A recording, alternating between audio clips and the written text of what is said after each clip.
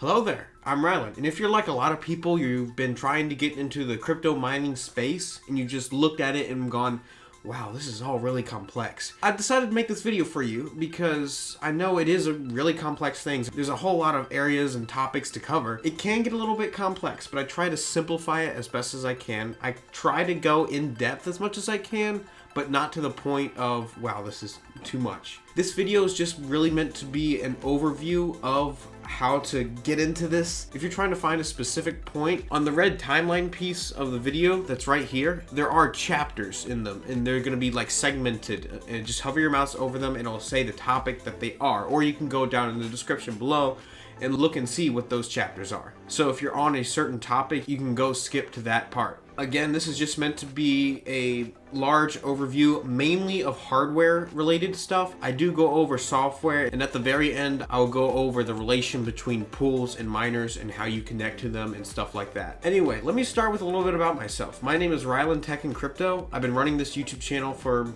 well, I almost can't remember now, like almost a year, something like that. Anyway, I have a huge passion for cryptocurrency mining. I have one fully dedicated mining rig, and then the one that I'm using right now to record this, I'm also used for mining when I'm not using it. I just want to say one last thing before we get started. That is that this is not financial advice. I am just showing you the information that I have gained in the past year and a half from crypto mining, and hopefully this video is helpful to you if you have interests in that area.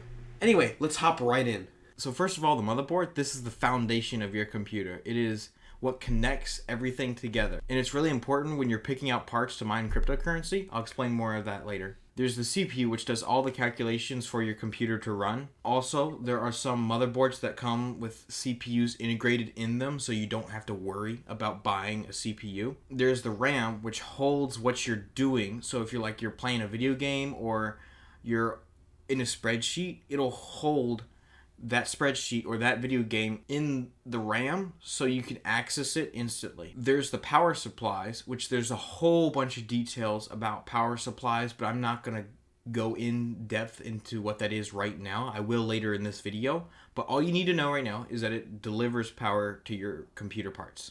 You're going to want a boot drive, and this is what it sounds like. It is what your computer boots from, so you put your operating system on the boot drive. Now, whether you're using Windows or Linux, you're going to need a second computer to flash your boot drive, so you can put that operating system on the boot drive. You're going to want a display so you can see what you're doing when you're setting up your computer, although you probably won't need this long term, so you can use the display just for a minute here and then move it somewhere else if you need it somewhere else. And then finally, the GPUs. The GPUs, or graphical processing unit, was designed to do what it sounds like. It was designed to do graphical calculations for your computer. But they also happen to be really good at cryptocurrency mining and the types of calculations that they do with crypto mining. I've written down some optional components. There's a rig frame, which you can put your GPUs and all your equipment on that frame and screw it down in there so you can easily pick it up or put it wherever. I recommend this if you're not using a Riserless motherboard. I'll explain later what a Riserless motherboard is if you don't know. You might want to get extra fans depending on how hot the room you're putting this in is. If you do want to get fans, keep in mind which rig frame you buy and make sure you can put fans on them. Also, you might want to get a power button to put on your motherboard. Some motherboards will come with power buttons on the motherboard itself.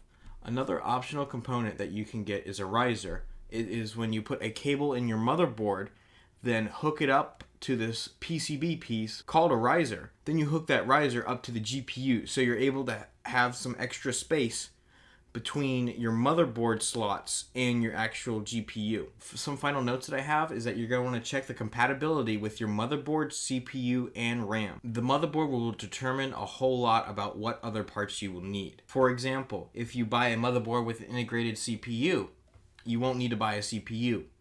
But if you don't, you're going to need to buy a CPU, and then if the CPU doesn't come with a cooler, you're going to want to buy a cooler as well. Okay, let's suppose you don't go for a motherboard that has an integrated CPU. You're going to need to buy a CPU. This does increase the resale value of the motherboard and CPU when you decide to sell it off, if you decide to sell it off. Now, depending on what motherboard you get will depend on what brand of CPU you will get. As of now, there are two brands in the space, and that is AMD and Intel. If you get a motherboard that is for an Intel processor, you can only use an Intel processor, and the same goes for AMD motherboards and processors. You're going to have to check the generation of the CPU and then the supported generations of the motherboard to make sure your CPU and your motherboard is compatible. Hunting for a CPU and a motherboard combo can be pretty confusing. That is why I recommend going for a motherboard that has an integrated CPU, because it eliminates that factor. Typically, they can be cheaper in the end as well. Let's move on to memory. There are different generations and different speeds of RAM. You can almost completely ignore the speed of RAM because it will not be utilized when crypto mining. But you're going to want to keep an eye on what generation RAM you need, and if you need either a Sodimm or a regular DIMM. A Sodimm is typically used in laptop RAM, but is also used on Riserless motherboards, which I'll get into later. And a regular DIMM is used on regular motherboards. Now, the generations typically are DDR3, DDR4, and DDR5. There are previous generations, such as DDR and DDR2, but they widely aren't used today, unless you have some really old equipment.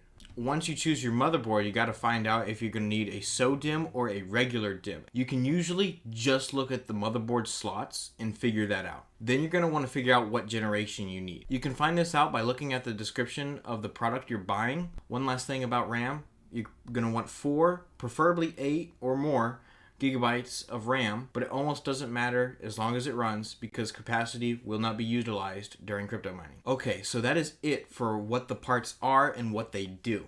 That was a mouthful. But keep in mind, this list may change over time because of the rapidly changing industry of technology, such as new hardware coming out, and even just different ideas of people utilizing equipment differently, in which, you know, there might be another component such as a riser that acts similarly but does something different. I hope I got that point across. Just know that the industry is always changing and always will change. New components along with new requirements will come out, and then that will be an endless cycle of that. This is just what is current. Before I go into my next segment, I need to explain to you what is a PCI slot. A PCI slot, it is a GPU slot. It's what you plug in your GPU to. There are 1x, 4x, 8x, and 16x PCI slots.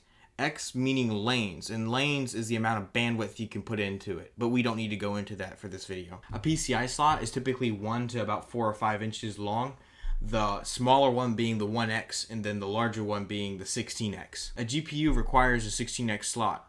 Do you remember the riser we talked about earlier? If you have a 1x slot, you will need a riser to hook up to your GPU, in which case you can think of your riser as your adapter piece. Okay, so let's go into riserless motherboards versus standard motherboards. First of all, what is a standard motherboard? A standard motherboard is typically what you find in just a normal PC. The PCI slots on a standard motherboard are typically crammed so much together that you're not able to put GPUs next to each other because of the GPU's thickness. That's kind of why riserless motherboards are called that. They're designed for you not to have to buy risers. Bottom line, in most cases, with a standard motherboard, you're gonna need risers. Keep in mind, if you buy a standard motherboard, there is no guarantee that a riser will work. In most cases, they will, but I have had a motherboard before where risers just would not work on them. So what is a riserless board? The difference is with a riserless board is that it has typically 8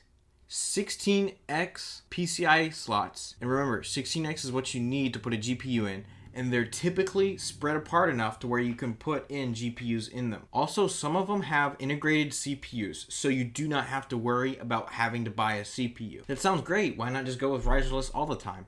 There are a few downsides to them. One, with your GPUs crammed together like that, you might need fans depending on how hot the environment you're putting this in is. Also, riserless motherboards are typically not as resellable if crypto mining in a whole just is not a thing anymore, because that's what they're designed to do, just for crypto mining. There's not much more you can do with them besides that. Those are the downsides with having a riserless board, but in my opinion, the upsides outweigh the downsides. You don't have to check for compatibility with your CPU and motherboard because it comes with the CPU. You don't have to waste a bunch of money on risers. And on top of that, you don't really even need to buy a mining rig frame, which I guess you don't need to buy one either if you're using a standard one, and also depending on how many GPUs you're going to put on that one. But typically with a standard motherboard, you're going to want to get a mining frame with that so you have somewhere to put GPUs if you get so many of them. Anyway, that's what a riserless motherboard is versus a standard motherboard. Some more things I have for you to keep in mind: that if you want to put more than 8 GPUs on a mining rig, consider PCI bandwidth. I'm not going to go in depth in this video on what PCI bandwidth is because I'd be rambling on for 15 minutes about a very specific use case. I do not recommend putting more than 8 on one computer, especially for a beginner, because there is a possibility you could run into a whole lot of problems with that and you would have to troubleshoot for a while. There is a possibility if you go for 12, it might be fine, might not be. It's just really a toss-up at that point of whether you'll need to troubleshoot or not. Alright, so let's talk about GPUs directly. They are the part of your computer that does the mining. You're going to want to get the best ones you can. Now, the best ones do not mean the most powerful ones. The best ones mean more efficient ones. If I decided I didn't care about efficiency, I was just going to go for pure hash rate, that could be the difference between making 300 and burning 200 versus only making 200 and burning only $50. You're making $50 more in the end by saving that money. It comes down to profit rather than actual hash power. By the way, that's what we call the computing part of crypto mining, hash power or hashing. Okay, so still, there's the question, which GPU is the best? And the answer is, there really isn't the best GPU right now.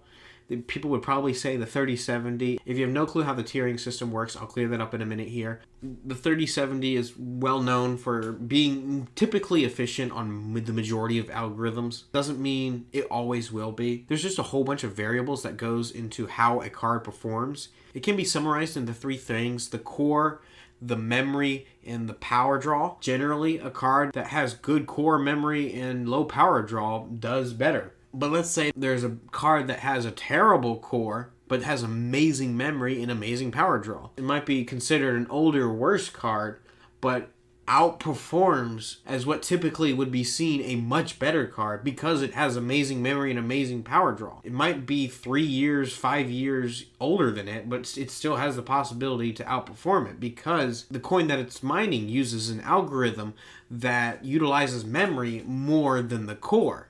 Therefore, it does way better because of its better memory. Anyway, that's why there's no like one-size-fits-all card. It just all varies, and there's always new equipment coming out. Another thing to note is that not every card can mine every algorithm. Most reasonably newer ones can, and even some quite older ones can still. But there's something called a DAG file, and this is basically the blockchain in a file format, and this is loaded into your GPU, on the memory on the GPU, so that it can mine the cryptocurrency. It can build upon that blockchain. And right now, Ethereum's DAG file size is just under 5 gigabytes, if I remember correctly. So therefore, 4 gigabyte cards cannot mine on Ethereum because its DAG file is too large. It can't load it up in itself. Okay, so the GPU tiering system. I'll try to simplify this as much as I can. There are 2 companies that make cards, NVIDIA and AMD.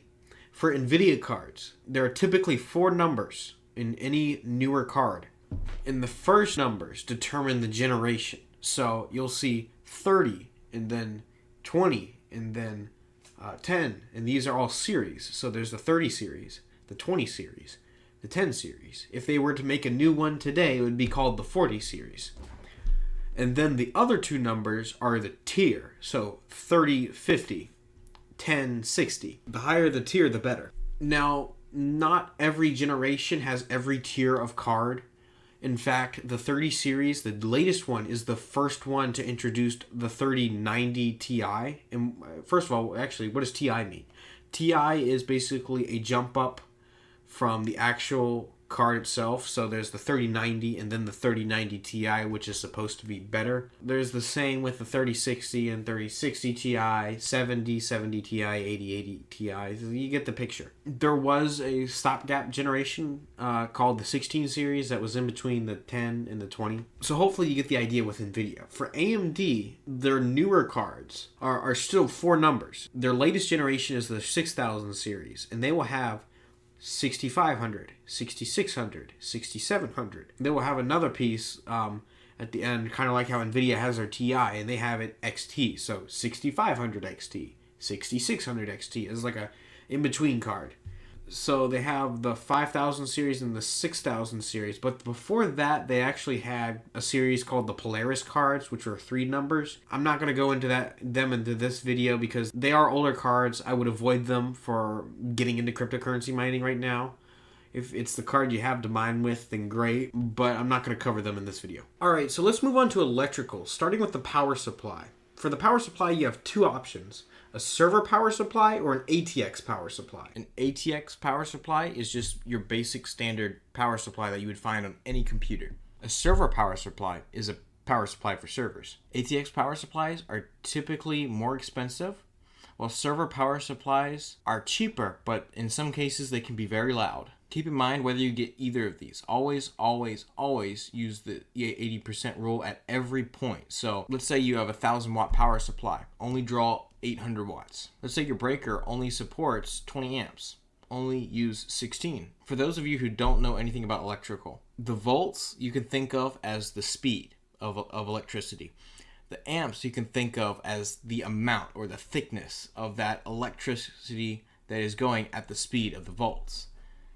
Volts times amps equals the amount of watts. In North America, the majority which is used is 120 volt. In most other places, they use 240 volt. So remember, voltage is speed. So right now, my mining rig runs at 120 volts and drains about 8 amps. The amount of watts will be whatever 8 times 120 is, which is 960. So if you ever see these terms flown around, now you know what they mean. Keep in mind that ATX power supplies, like standard motherboards, which are sometimes also called ATX motherboards, will typically have a higher resale value. Moving on, there are such things as PDUs. PDUs are something that you would hook up to the breaker itself, and it would be the single output for your whole breaker. If you wanted to add more breakers, you don't have to hook up more individual plugs. You can just have one PDU which you can hook up directly to the breaker. One of the things that you're going to want to keep with you is a watt meter. These are typically very cheap, but they're also very, very useful. You can find out how many watts exactly that you're pulling from the wall.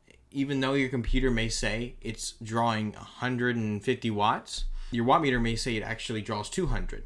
Your watt meter will be more reliable than what your software says. Keep in mind though that a watt meter is not meant to be used continuously. It is meant to just be able to put on, plug in, oh that's how many watts I'm drawing, pull it out and then plug it back into the wall. It's not meant for continuous use. It will eventually die with all that electricity going through it. Okay, so PCI power cables. There are usually 2 versions, 6-pin and 8-pin. GPUs will use a 6-pin or an 8-pin or 2 6-pins or 2 8-pin or a 6-pin and an 8-pin or 3 8-pins. You get the picture. It's a random mess of what it could use. Most 8-pin cables double as 6-pin. You're able to take 2 of the pins off and it can be used as a 6-pin. So also keep that in mind if you want to buy more cables. A 6-pin cable can support up to 75 watts. A 8-pin cable can support up to 150 watts. Also, you're going to want to use the 80% rule here. If you're using an ATX power supply, do not mix up cables from other ATX power supplies. Only use that brand's cable. Sometimes the power supply might not like that you're using that cable and might catch on fire. So if you're using an ATX power supply, only use that manufacturer's cables. Keep in mind that not all 8-pin or 6-pin cables will support just their standard. They may be able to do more. Unless you go to their website and find out, which cable you have and it says how many watts it supports. I would not test that. I personally have some cables for a server power supply that say that they're able to support up to 600 watts. I would not push it that far though. There's no need to. Let's talk about operating systems. You can see here I got my Bitcoin swag now. Anyway, so when it comes to operating systems, you got two options basically. A operating system dedicated to mining, or just using Windows. If you use this computer for only mining, then get a mining dedicated operating system, such as HiveOS or Simple Mining. I personally use Hive, and a whole bunch of other people use Hive. HiveOS is built off Ubuntu 16.04 and is basically just a heavily modified version of Linux. You can remote control it from pretty much anywhere and do whatever you need to, and it's very simple once you get the hang of it. You might be overwhelmed a little bit by all the things you can do, but you get the hang of it after a while. If you plan on using this computer for mining and also as your productivity computer or gaming or whatever you want to do, then you can technically still use Hive, because what you can do is when it boots up, you can boot into a desktop if you want to. I would recommend using Windows for the simplicity and the compatibility. So you can use HiveOS, you can daily drive HiveOS if you wanted to. I would not recommend it though. What you can do alternatively is take a thumb drive with HiveOS on there and just put that in your computer when you are not using it, and then boot from the thumb drive. Does whatever you want it to do. Then if you want to do something on your computer, you can take it out and boot from a regular SSD here. That is an option if you want to boot into Windows, and then when you're not using it, boot into the thumb drive, which you can use HiveOS on. If you decide to go with Windows, you're going to have to install drivers for each GPU. HiveOS does this automatically. You're going to have to install a overclocking software. HiveOS has one built into itself. It's designed to be for miners. And then you're going to have to install the actual mining software itself. And on HiveOS, they have a whole selection menu where you can download and install and use whichever one you want. So let's talk about pools. First, what is a mining pool? A mining pool is basically a server to connect to combine power, compute power, to point towards the crypto network. Any cryptocurrency you would like to mine on. Basically, the person in the middle that sets everything up for you. For us miners, it makes our jobs really, really easy. But actually, why do they exist? Why are we combining our power together? Why don't we just mine by ourselves?